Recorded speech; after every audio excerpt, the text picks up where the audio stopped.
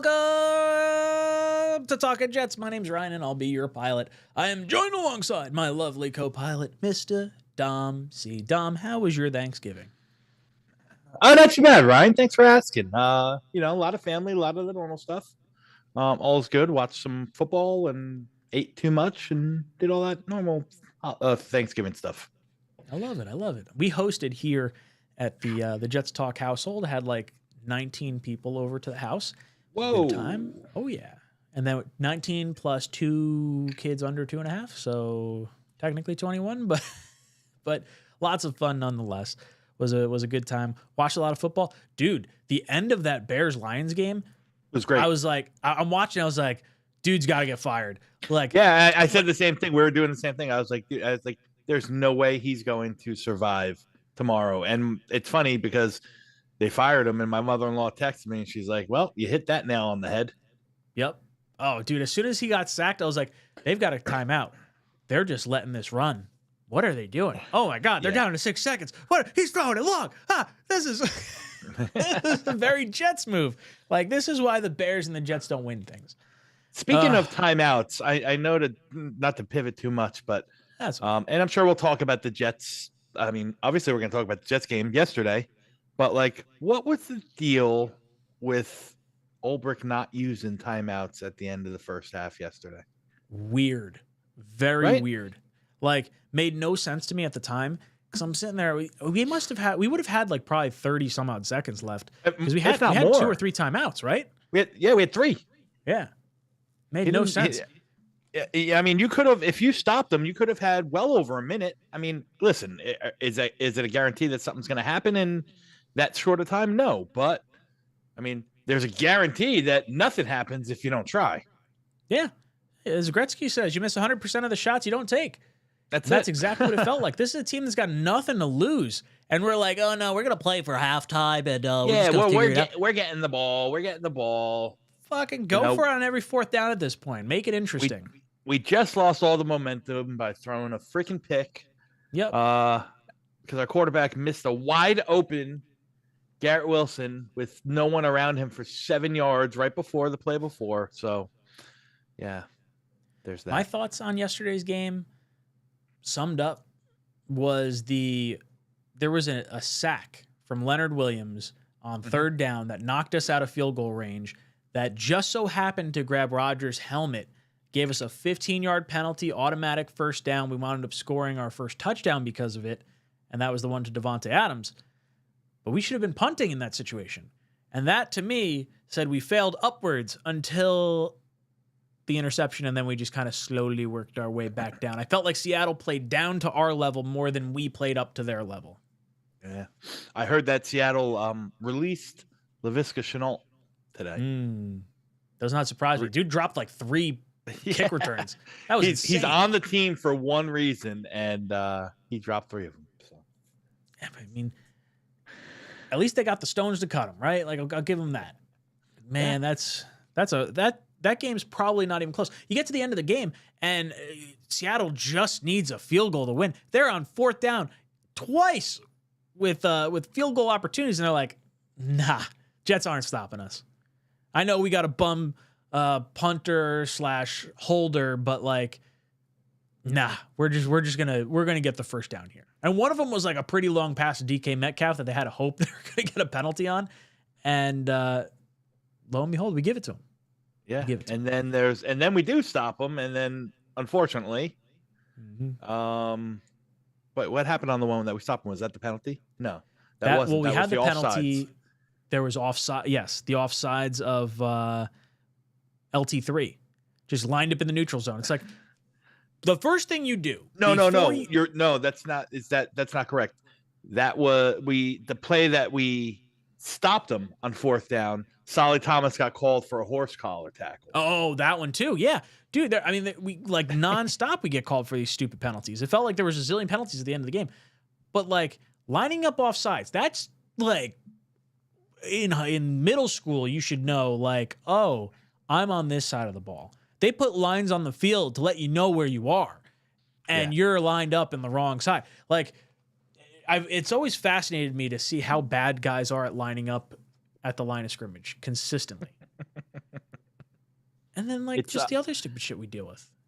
It was a comedy of errors, and for those Jets fans, you know, I don't know if it's you or in the chat or if, you know, listen, some people were just at this point are just rooting for the losses, and I'm not going to judge you if that's what you do. You know, so yeah, I guess the end result, if that's your mentality, the end result was perfect, right? You got to see a good game for an extent, but still lost and got your didn't affect. Actually, I guess we moved up one spot in the draft ranking orders, right? We were what, 7? We moved up to 6. Yeah, we had moved up to 5 at one point. Yeah, but New England ended up losing, or Carolina lost. Carolina lost. Boys and girls, we're going to do a 4-round mock draft as we get towards the tail end of this show. So if you want to hang around with us until then, we'll give you our thoughts on what directions we'd go. I'm still learning a lot of the players. Dom has done a ton of research on this class already. So we're going to lean on his expertise as to which direction we'd go. We'll talk to the chat. Maybe we throw a poll question up for each selection, which direction we kind of want to consider going. We'll do that. Maybe we'll do that at like the 9:45 mark. Yeah, here. That sounds good. Yeah. Overall, so, you mentioned the draft picks and whatnot, and for those fans that are rooting for it, I'll be honest, I don't really know what I'm rooting for. I do kind of want the losses at this point because I just want it to be so positive that Rodgers is not coming back. Yeah. And if we can embarrass him as much as possible, maybe he just retires and then, you know, it is what it is. I was enjoying watching the game though. I had my wife and her sisters were decorating and doing little crafts for the holidays. I was sitting on the couch, had my iPad. I was scrolling through like Reddit and some other stuff, and then I'm watching the game. I'm like, all right, you know, it is what it is. Oh, look, the Jets are ahead. Wow, the Seahawks are just handing us this game, play after play after play. And I was like, it feels like we're going to find a way to lose this game. And as soon as I saw like a field goal would put them up by 1, I was like, oh, we're going to lose this game. And then they go down and score a touchdown. I was like, all right, well, yeah, we're not winning this game. Did not have any faith coming back the other way. Just think about it. I mean, is it not so apropos for the Jets, especially in this season? We are up 21-7 inside their 15-yard line, about to make it 28-7 going into the half, just about going into the half. And Rodgers just cannot connect on a wide open Garrett Wilson, a beautiful route. And literally the next play, he gets scared. I shouldn't say that. He rushes because he sees the blitz and throws to something that he doesn't see. Just like everything that we thought Aaron Rodgers was, he's not this year. You know, like he's not decisive. He freaks out, rushes things a little too much, tries to live too much off that hot route. Now, if you recall the play, and that Leonard Williams picked off and ran it back, Ryan, it was, you know, they were blitzing up the middle. You know, they had they showed 0, so they showed no safety. So you knew a blitz was coming. And they brought it up the middle. So, you know, in normal fashion, you know, you want to throw to where the blitzer's coming from. You want to replace where the blitzer's coming from. And that's exactly what Rodgers did. But he didn't expect for, you know, that zone dog where the defensive lineman drops back into the zone. So he threw it literally right to him. But again, thinking too hard and getting it to that spot where the blitz is coming from, he didn't look anywhere else. Tyler Conklin was wide open in the end zone. Wide ass open. No one, you know, there was miscommunication on who was covering him. He ran a little corner route and he was standing in the end zone by himself. It was unbelievable. It sucks that we can't get the quarterback that we all thought we were getting. I'm interested. Have your thoughts changed week over week from last week in terms of who you'd like to see under center next year? Not Aaron Rodgers. Sorry. I am ready to pull the Band-Aid off and move it along. I'm in the same mindset. Yeah. So, you know, listen, man, what it comes down to is, where are we picking? Who's available? And what's the situation of our roster? Meaning, are we cutting Aaron Rodgers and are we taking all the cap hit next year? You know, or we can swallow our medicine just like Denver did this year and take it all in one fell swoop. Mm-hmm. I think that's what they should do. I think that's what I would do.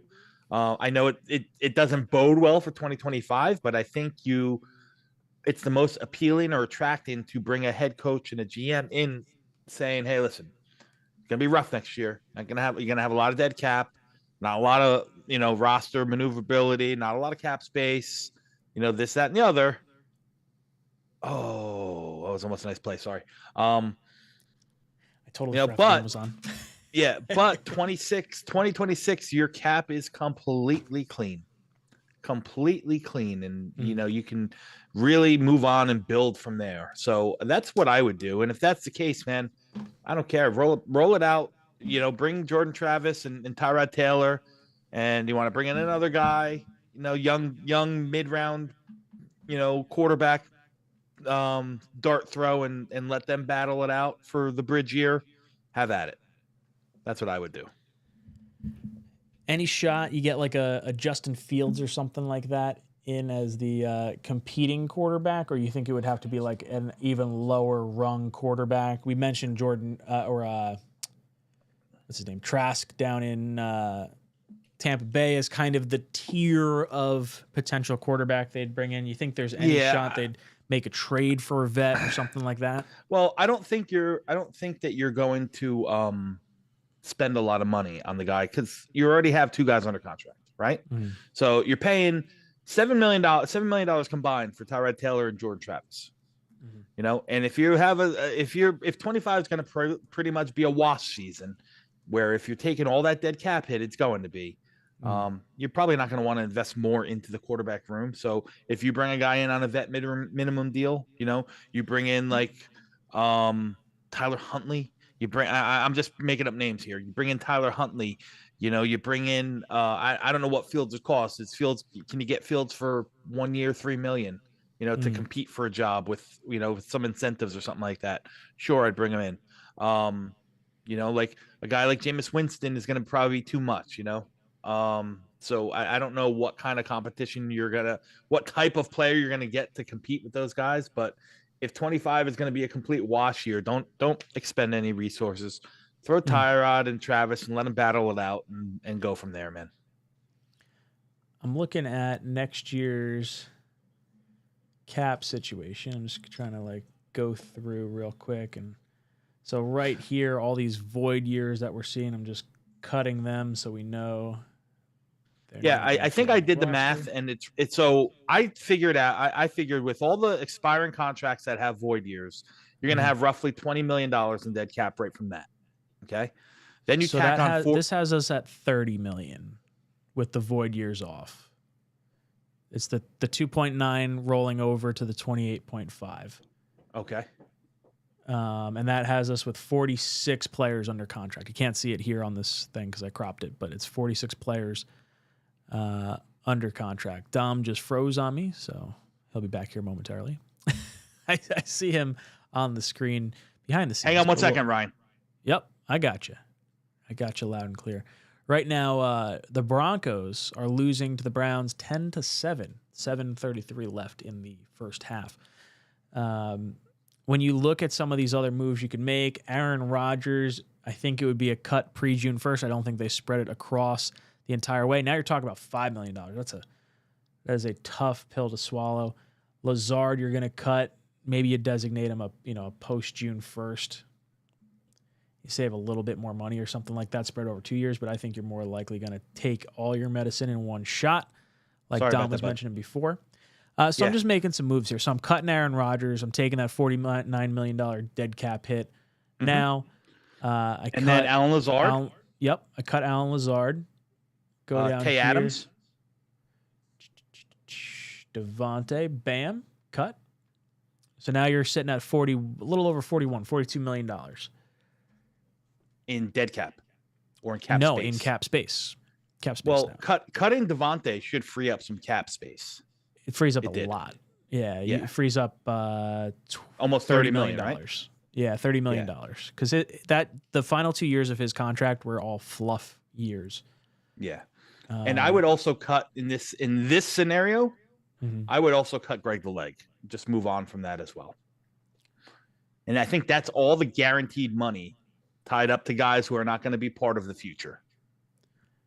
Now, listen, that looks about right. Guys in the chat, before you freak out, Morstead if you wanted to. If you wanted to shake him loose, that's 2.5. I don't think I really like him, but I don't think he's going to realistically be an option for us by the time we're competitive again. Make that move. CJ Mosley. Guys in the chat, we are doing this just as an exercise. We know there's going to be a lot of holes to fill. There's going to be a lot, and you're not going to be playing with the big boys in free agency. You know, the 𝐃𝐨𝐦 and all those big names that are going to come out. They're not going to be on the market. You're going to be shopping in the bargain, you know, in the dented can aisle, if you will, for a year. Max Mitchell, you could cut, save 1.1. Got Carter Warren. Carter Warren hasn't really looked good either. Yeah, you know, we were talking about These that. These are all trivial names, though, I feel like, at this point. At that point, I'd probably keep those guys. I'd probably keep those guys for depth. I'd cut Clemens. So we're sitting at $48 million. 48, and yeah, but how many people on the roster? This has us at 46 players under contract, which feels wrong considering I made a bunch of cuts and I thought I had 46 before. Maybe that's telling me before my cuts? It's not a lot. Oh, no, you know what? They get bumped up from... Yeah, they get bumped up from the 51 man roster. They get bumped up. So, yeah. You know what? It doesn't even... No matter what I do, when I cut players, it doesn't change the number. So let me count real quick. 1, 2, 3, 4, 5, 6, 7, 8, 9, 10, 11, 12, 13, 14, 15, 16, 17, 18, 19, 20, 21, 22, 23, 24, 25, 26, 27, 28, 29, 30, 31, 32, 33, 34 players under contract. Woof. A lot of, and 8 draft picks, right?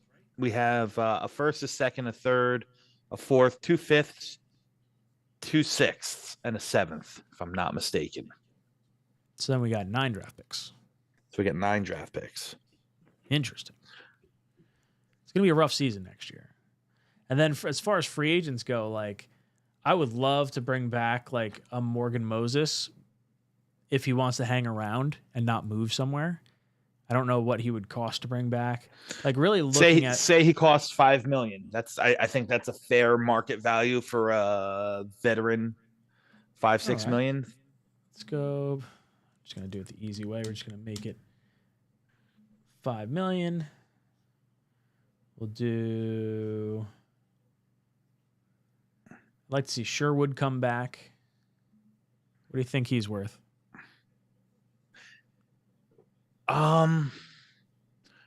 Probably somewhere around what Quincy got when we paid him, right? 3 years, 21, 3 years, 18, $7 million a year, something like that. Let's go 7. Just call these 1-year deals right now, just for argument's sake. I think that's probably all I'm interested in bringing back. I'd consider Eccles if he's not a lot of money. Yeah, I think Eccles is going to get started. He's going to get an opportunity to start somewhere. I really do. Think so? So we'll call him gone. Unless you want to bring him back to battle for CB2, which you don't have. You know what? I don't know if I necessarily feel compelled to do that. I think you have Stiggers and you hopefully draft another guy probably in the top few rounds, or maybe take a swing on someone that's, hitting free agency, maybe an injured guy that's looking for a second shot. That feels like a next year type move for us. That puts us at like $36 million with a lot more holes to fill. I mean, this team's going to be loaded with young players. Mm-hmm. CJ Mosley, like, I don't even know if you could really do anything with him. You probably have to do post June 1st. And even then, that doesn't save you much cap space. So he's basically on the team next year. Damn. His team feels a lot worse, Dom. Well, I mean, just think about it. Okay, so you brought back Morgan Moses, so your offensive line is pretty much intact. You probably need a backup interior guy at some point, right? I mean, unless you're going to run with well, Schweitzer's gone, but what's the other guy? Xavier Newman is still under contract, if I'm not mistaken. So there's that. There's Xavier Newman is an exclusive rights free agent, so we can sign him to his $900 and whatever $1,000 deal. Malik Taylor is the same thing. Irv Charles is the same thing. Tony Adams is a restricted rights free agent, but that would be a $3.1 million deal. Maybe. I don't know what. I don't know what the market is going to be for Tony Adams. No, I don't think there's going to. I think that feels rich. I'd rather let him test it than give him that. Yeah. So I don't know. It sucks. So let's see. So you have four safeties. You have linebacker depth. You have a cornerback 2 and a bunch of guys on the defensive front. I mean, the defense is going to be in shambles next year for sure. Yeah. I'm definitely looking for high octane, explosive offense, but get us bad picks to continue helping us build this team. He's put all the assets into the offensive side of the ball. Yeah, I mean, we could take a look at the free agent list too. Let's see what's shaking up for 2025. What are the areas of need you sort of see? I know tackle is going to be one spot. Safety. I mean, we literally are going into it with no safeties. That's not good. Jedrick Wills is one that I would be interested in, especially if you could get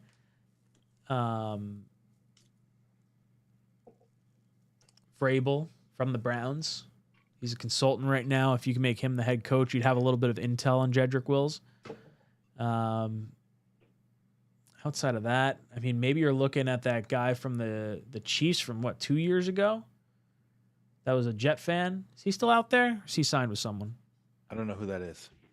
You know that guy I'm talking about. The guy everyone was like, oh, he's a Jet fan. You know, he might be a guy for tackle, and I can't think of his name. Oh, yeah. I don't see who it is. Someone in the chat's going to let me know. Offensive tackle you're talking about, right? I want to say his last name was Brown. Could be wrong. Chat, let us know. Throws a lifeline. I don't know. Not a lot of... you got Chumi Doga. A little blast from the past. Kai Becton. Yeah, Becton's going to earn himself some money, man.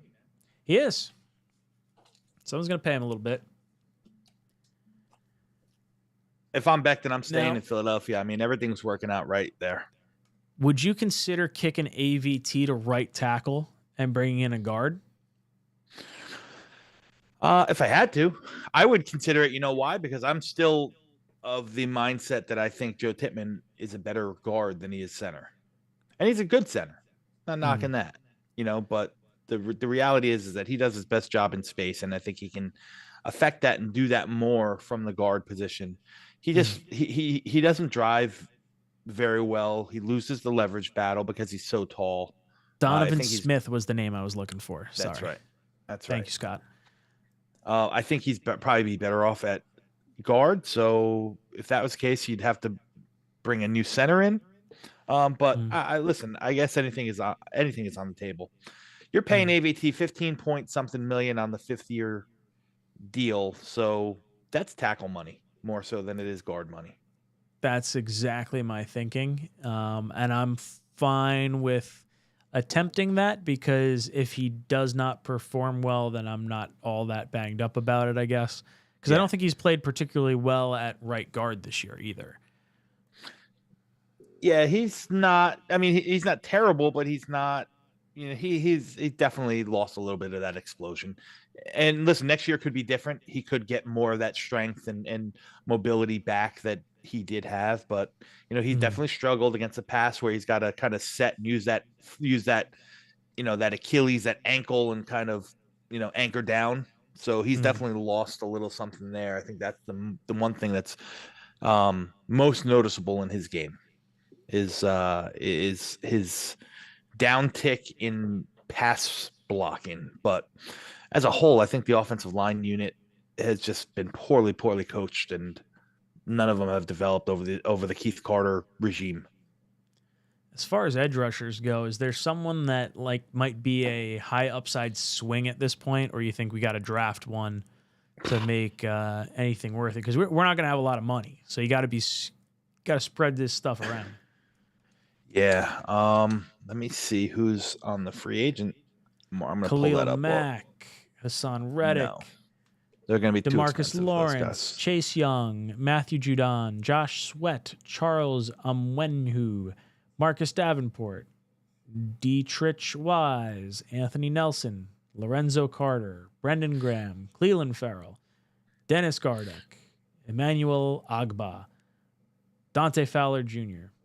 I think all those guys are probably out of our range price-wise, considering what we have. I mean, you can consider somebody like, I don't know, maybe the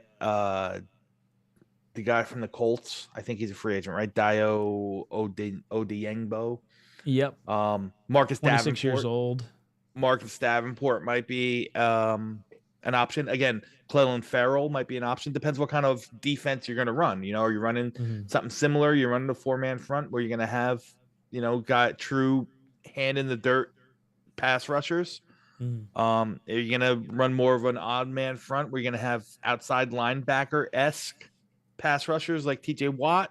If that's the case, I mean, can you bring in a guy like, I don't know, Azeez Ojulari? I mean, what is he going to cost you? $5-6 million? Yeah, I mean, the pickings are going to be slim, man. The pickings are going to be slim. It's going to be ugly. Ojulari is an interesting one. Anytime you get the opportunity to keep a New York Giant for the New York Jets, I feel like that there's some inherent, some sort of an inside track where the guy doesn't have to move. It's like, okay, if I got to take a 1-year prove-it deal somewhere, the Jets is probably not a bad spot to go. Yeah. I'd probably keep it. Joe Tryon-Shoyinka would be nice, but again, I think he's going to probably cost upwards to 12 to 14 million. I had us taking Joe Tryon the year he came out, and I really liked him coming out of college. I have not followed him much since being in the NFL. Yeah, he's been good. He hasn't. I don't know if he's. I would be surprised if Tampa Bay retains him. So he hasn't been that good. Interior defensive lineman. Jets obviously losing Kinlaw, Fotu, Thomas. Yep. Have to bring in a body.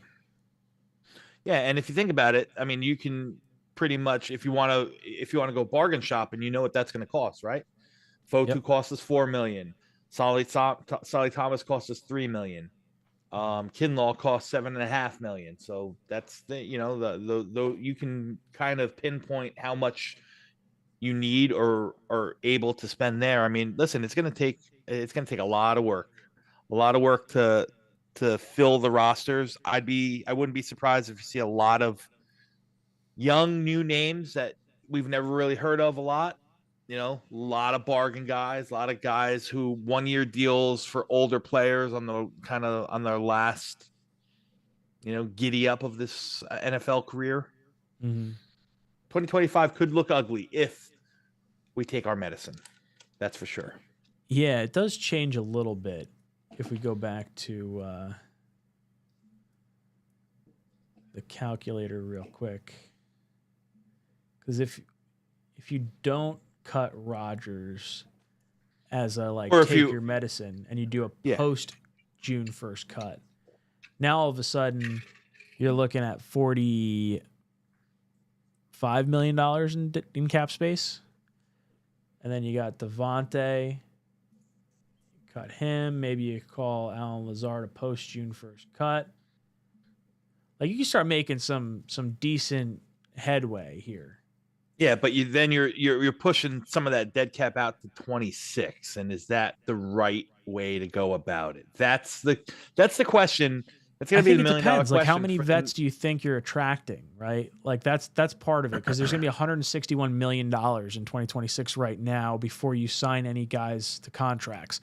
And I think you can look at it from okay, we're going to be mainly a young team and a bargain barrel team. We're not going big game hunting, I don't think, this offseason, regardless of how much cap space we have. I think it's just trying to fill out a roster. I tell you, the first thing I would do, no matter what, is I go to the table, and I think it's going to be difficult. I don't think he's going to be very open to it, but I extend Garrett Wilson the moment I'm able to, and I give him whatever it takes to keep him. I would like that. I think that shows a faith in the young players and a faith in him. You know, if it's 4 years, 115, or is it 4 years, 120, you got to give him $30 million a year, you think? I don't know. That might be a little rich, but yeah, I mean, you might have to overpay. You might have to pay a tax to keep him. That's the reality. I mean, what did Waddle get this past extension? 25, 24? Let's see.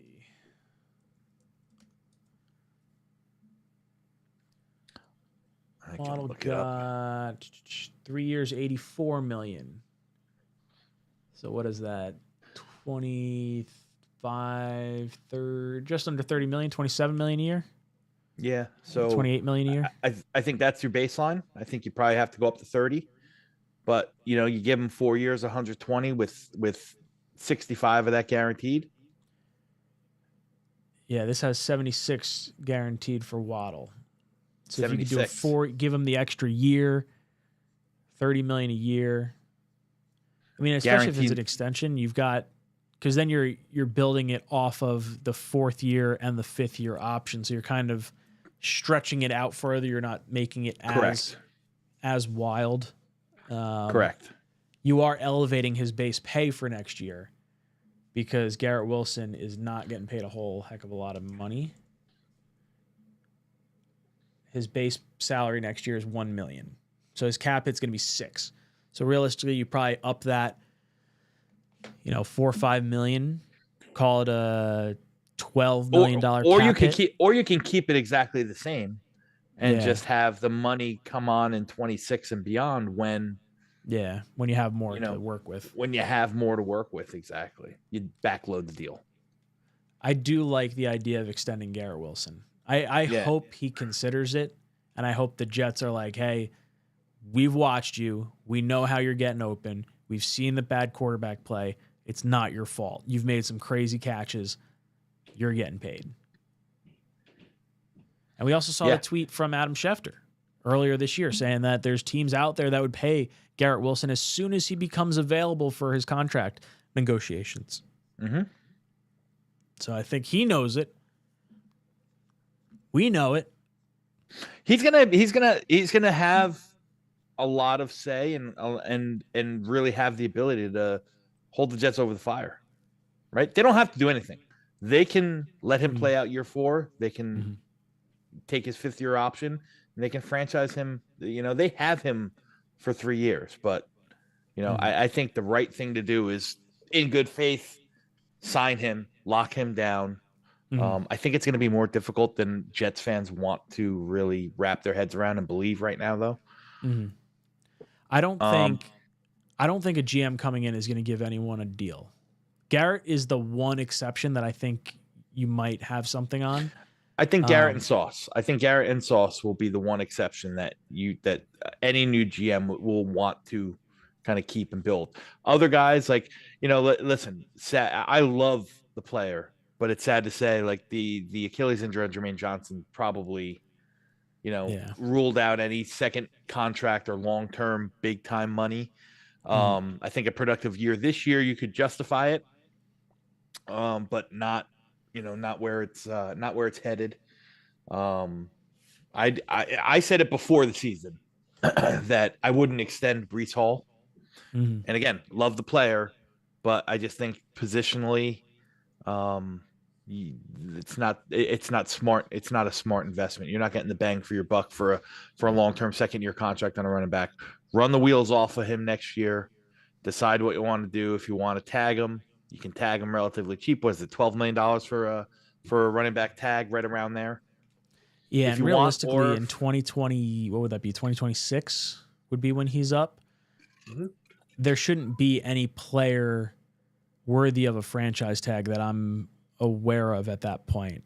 I mean, I guess Quincy would be that guy if you let him play out the 1 year left he's got on his deal. But I don't know if you're necessarily franchise tagging him. I think you could work out a deal for him next year. I'd like to keep him and Quinnen alongside each other. Yeah, he's going to be another one. That is he part of the long-term picture though? Going to be 30. Yeah. You know, are you? And it's going to be probably a hefty investment. I mean, he's earned it, right? Mm-hmm. You know, are you ready to pay him three years, $45 million? Would you consider trading Quincy this year, like sending him to a contender, getting some kind of draft pick back for him? I would consider having a real heart-to-heart look at the entire roster and figuring out any guy that's not part of the long-term plans, moving on from. I would collecting and whatever you can. That's going to be a tough, a tough call for Quincy. But probably, I mean, the reality is he's going to be 30, right? Is he going to continue to elevate and play at this level over a 3-year contract? You know, that would be my absolute max. Is 3 years, $45 million for Quincy? Yeah, I'm there with you on that. I don't think you can afford to necessarily go crazy high. I mean, you need an heir apparent to Mosley. I think if you're gonna move on from Quincy, you probably have to pay Sherwood some kind of deal, but I think I'd rather Quincy be here for 3 years and let Sherwood, I don't know. Well, let's put it this way. Like, if Sherwood's 10, would you take, I would rather take Quincy for 15. I think. Yeah, probably I would. I would too. Would you rather pay Quincy for 3 years, 3 more years at $15 million, or would you rather pay DJ Reed for 3 more years? Oh man, I'd probably take Quincy. I like Reed a lot. Reed's 28. He's gonna get paid well. I don't know. I feel like losing Mosley at some point is gonna be such a big deal for this defense that, you know, keeping Quincy and Quinnen together is kind of a fun little keep both guys happy. Quincy's earned it. He's one of the few guys I can look at and say, this guy's been balling out. Reed, for the most part, was earlier in the season. Now he's kind of like trailed off a little bit. Yeah. Yeah, but he's going to be looking to, I mean, he's got one more payday in him. So he's going to be looking for, you know, he's going to be looking to get paid too. He's going to go to the Giants. Giants going to pay him a fat chunk of money. They need a corner. Yeah. Don't have to move. Or he's going to go follow Saleh to whatever defense Saleh's coaching next year. Yep. I could see that as well. Man, a lot of big decisions that have to be made, Ryan. A lot of moving pieces. Yeah. We got some decisions we got to make right here. Talking a little mock draft action here. Yes, sir. So we're going to do a 4-round mock draft. And we're only making the Jets picks, obviously. We'll go through it. We'll kind of go through some options. We'll throw some poll questions in the chat, get an idea of what exactly you guys want to see us do. So let's start this draft. Let's see where we're headed. All right. So, receiver first. Can we redo this? Not one quarterback has gone off the board. Yeah, you know why? Because you probably didn't set the settings the right way. Yeah, go back. Oh, let's go back. Easy fix.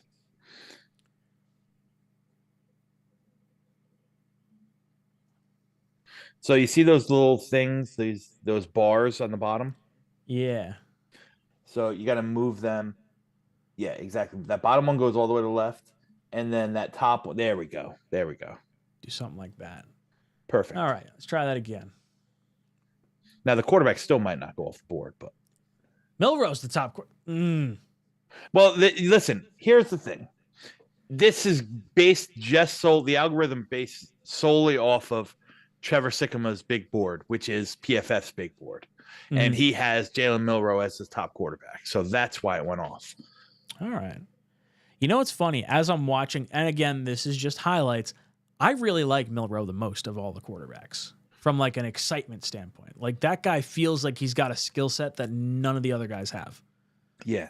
So he's not he was my favorite this summer for sure. Like going into this year, he was the guy I honed in on. As I got through this year, and I broke down a lot of Milroe's film and so on and so forth. Like, he's got a skill set. He's got a skill set that the NFL teams, I think, are going to covet more than us casual people who, are just fans and just watch games and so on and so forth. Like, there's a good chance that he runs sub 4.33. Like, if he runs 4.29, 4.3, like he's going in the top 10, no matter what he does with, with his arm. And his arm is very good. He's got a strong arm, I think he's second in the nation right now in,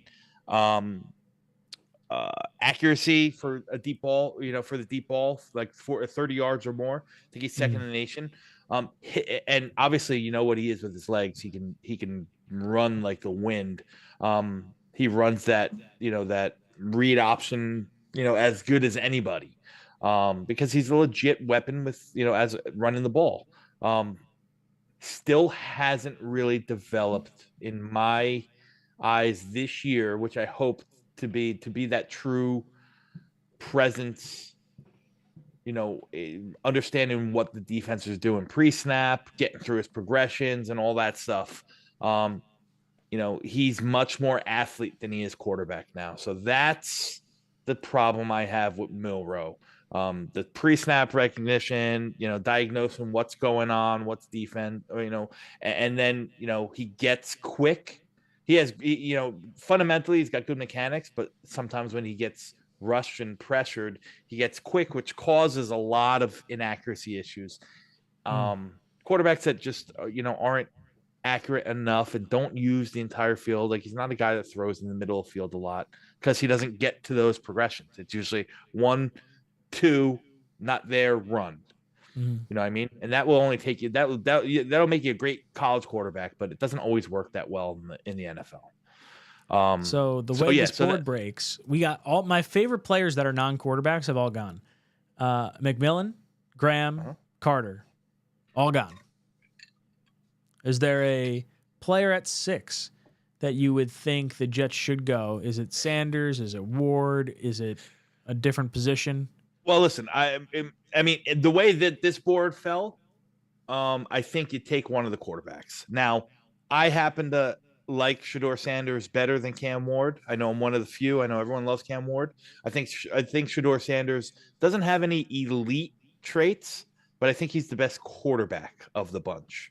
And when I'm saying, like, when I talked about the struggles that Milroe had in like diagnosing and getting through his progression, so on and so forth, Shedeur Sanders handles that stuff innately. He knows how to, he throws his receivers open. He's the most accurate quarterback in college football at all levels of the field.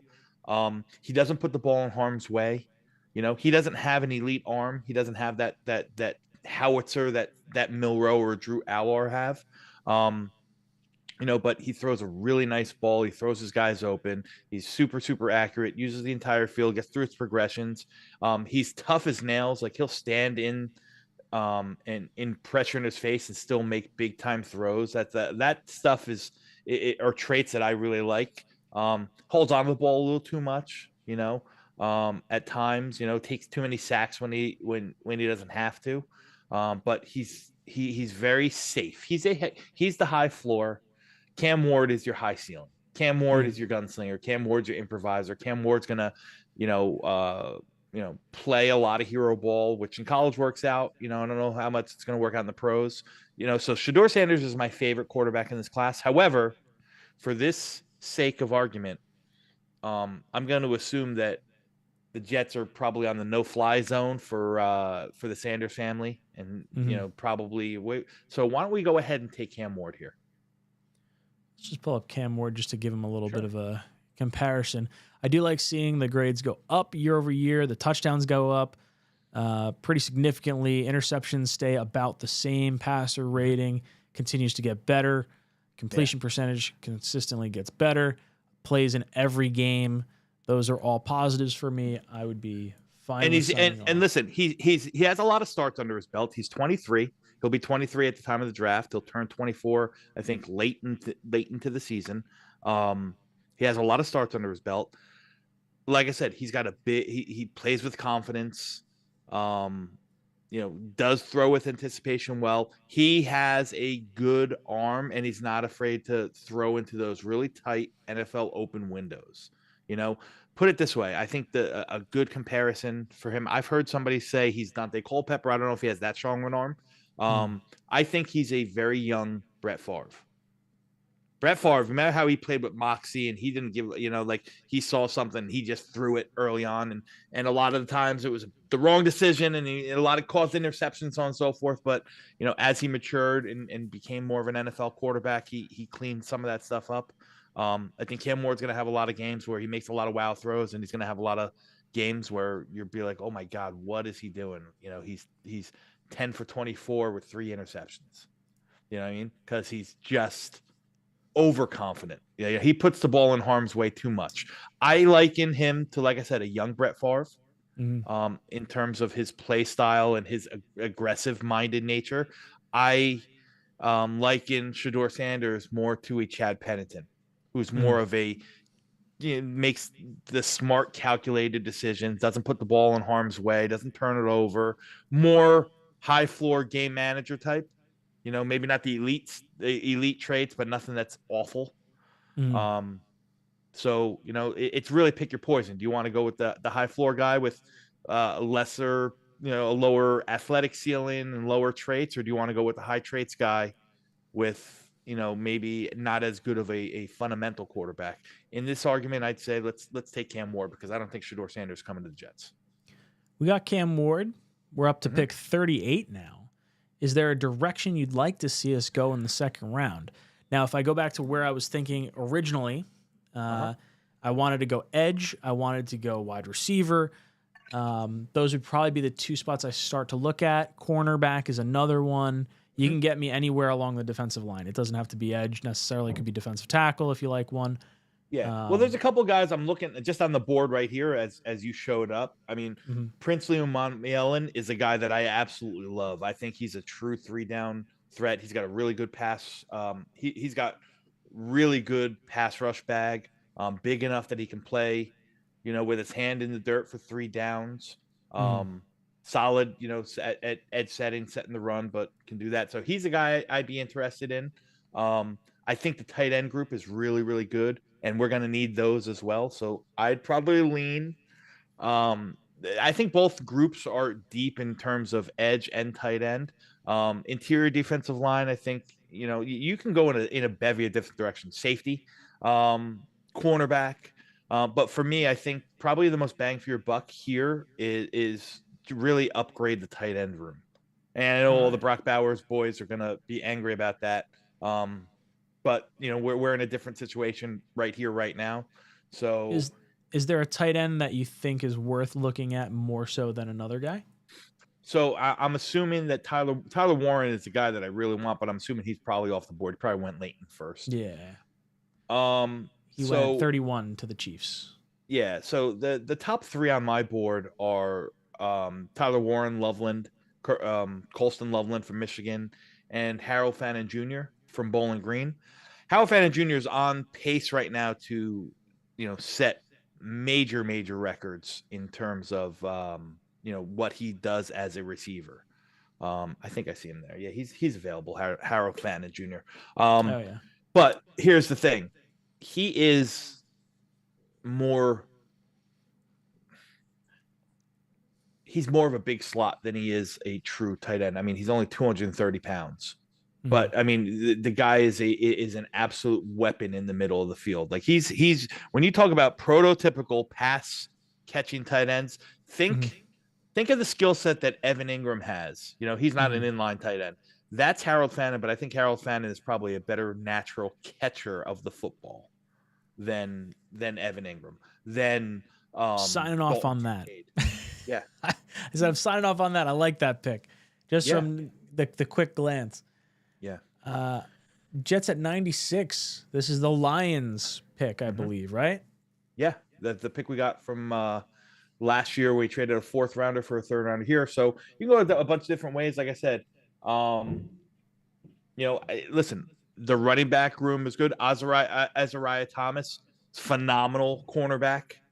I think he's probably more of a 2nd round guy. So the fact that he's sitting here at round 3, again, another big guy. He's about 6'3", 200 pounds.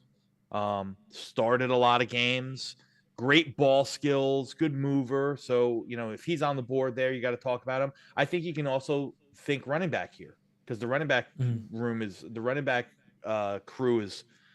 running back class is amazing this year. And if Breece Hall is going to be short term, you're going to probably want to bring another guy into the room. 𝐂𝐮 𝐂 from Rutgers is a phenomenal player. I think I saw Ollie Gordon there from Oklahoma State. He's a phenomenal player. But looking at value here, this is probably where I would just lock in a true cornerback too, and Azariah Thomas. Done. Pick 107. We got the Rutgers kid again. He's at the top of our board. You got the Rutgers kid at the top of your board. Billy Bowman's a good, big old, rough hitting. Look at Carson Beck. He made it down. Barrett Carter, I see him there. He's, not he wouldn't be a bad idea if you want to bring in some linebacker depth. Are we bringing back? Do we still need a tackle? Cornelius, the kid from Oregon's not bad. I mean, he's big, 6'5", probably about 320 pounds. He's an East Coast kid. I mean, he started his career in Rhode Island before he transferred out there. He's a good guy in space. He plays fast. He plays hard. Probably needs to get a little bit stronger, if you ask me. But in the 4th round, these are the guys that you kind of take shots on. I mean, with the Rutgers running back here, I probably wouldn't think too hard. I probably would just soak him up because I think he has true 3-down ability at some point. Bam. Let's see how we grade it out on our little quick mock draft. We got a B. Got an A- for Cam Ward. They didn't like the tight end pick. Gave us an F. Yeah, because they probably had him ranked way too low, but number 81 is what they had him on their big board. Yeah, it's hard for me to look at PFF's big board right now, especially when you start doing mock drafts and like Sanders and Ward are both not in the top 5 and we're sitting at 6 and he's gone. I don't know. I think we're going to have an option between Milrow or one of those like McMillan, Carter, Morgan, Williams. It's going to be that kind of like feel. I don't think we're getting into that top 2. But overall, again, I have not watched these bottom 3 guys in Harold Fanning Jr., Thomas, or the Rutgers running back, so I'll have to watch more of that. But Dom says this is a pretty good haul right Listen, I would love this. Realistically, Cam Ward's probably not going to fall to 6, but I digress. He did today. And we soaked him up. And then I guess we're just letting our defensive line just implode. We got 5 more picks here. Yeah. Listen, you could have messed around. Again, it's way too early to try to figure out who's going to go where and who's going to climb and who's, whatnot. So, listen, we filled needs. That's for sure. We took Cam Ward and then filled a bunch of needs. Do they always have this up at the top? This feels new to me, the mock draft assistant, where it says draft 𝐃𝐨𝐦 Barron instead of Fannin Jr. No, that's new. I've never seen it before. And 𝐃𝐨𝐦 Barron's a great player, also, but he's probably going to, he's got that. 𝐃𝐨𝐦 Barron's interesting. He was similar to Tony Adams. He started his career as a safety. Then he moved to slot corner, and this year he's played boundary, Mm. and he's done it very well. But he's probably going to be more of that star, more of that, like that slot corner kind of box safety type, similar to oh my God, what's the kid in Detroit that went, young kid in Branch. Detroit? Brian Branch. Yeah, similar to Brian Branch. That's kind of what 𝐃𝐨𝐦 Barron's role is going to be. And, we just paid big money to Michael Carter. I don't see the point in bringing in a guy that of similar skill set like that. Well, you know what? We're going to be doing a lot of these mocks over the next few months. Going to have a lot of situations. Maybe we'll play with some different scenarios, things like that. We'll put out poll questions prior to the stream going live, so that way we can get our thoughts. But Dom, we've reached the end, the 10 o'clock hour of our show. Any last words for the people out there in the chat? Stay positive, people.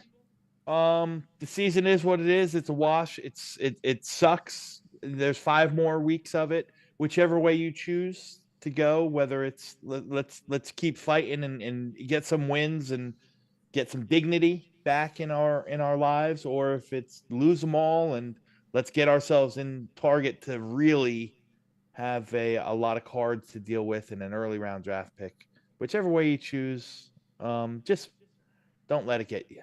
Don't let it get you. The season's almost over, and the fun season starts, and that's draft time.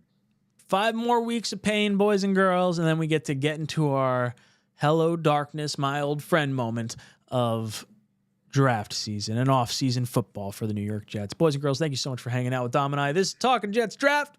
We'll be back next week, 9 o'clock to 10 o'clock.